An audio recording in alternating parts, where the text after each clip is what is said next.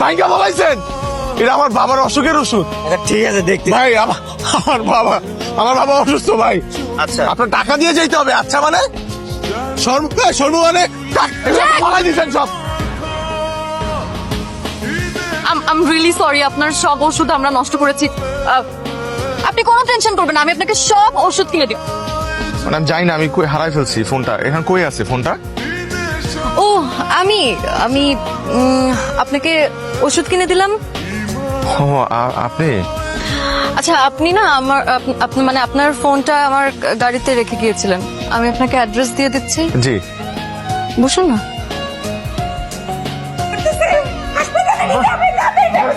আম্মা হাসপাতালে যে নিমা টাকা আছে 3 লক্ষ টাকা ম্যাডাম।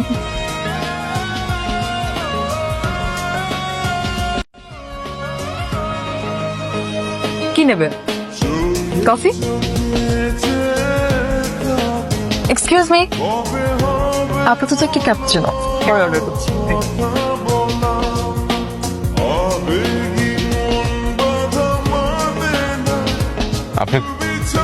আপনি খুব ভালো একটা মানুষ। আমার বাবা অসুস্থ হওয়ার পর আমি তো ভয় পেয়ে গেছিলাম। আপনি যেভাবে হেল্প করছেন, আপনি হেল্প না করলে আব্বাকে বাঁচাইতে পারতাম না। কিন্তু আমি তো তোমাকে এমনি এমনি হেল্প করি, হয়তো হেল্প করার পিছনে কোনো কারণ আছে। এর বিনিময়ে আমি যদি তোমার কাছে কিছু চাই, will you give it to me?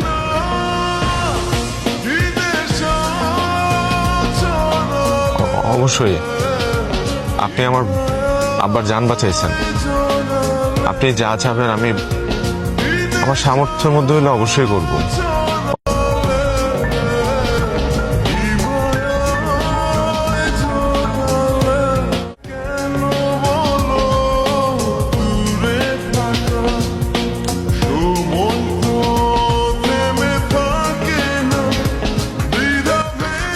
Aunty এটা আপনার জন্য, আই হোপ আপনার পছন্দ হবে।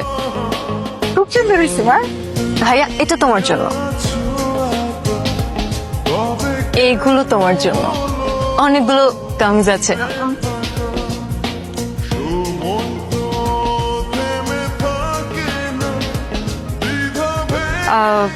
এটা তোমার জন্য। Thank you.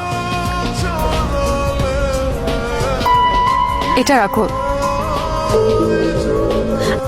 তুমি আমাকে ভালোবাসো তো?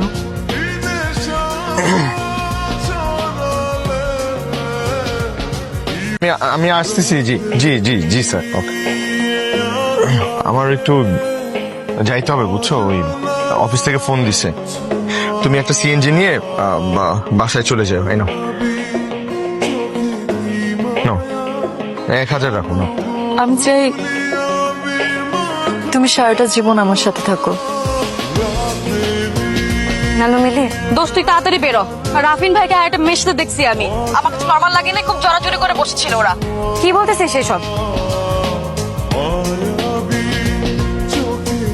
বিমানের বাচ্চা একটা দিয়ে হয় না তোর। এই মেয়েকে আমি তোমার বুঝাই বলতেছি। কি সব বুঝাবি তুই আমাকে?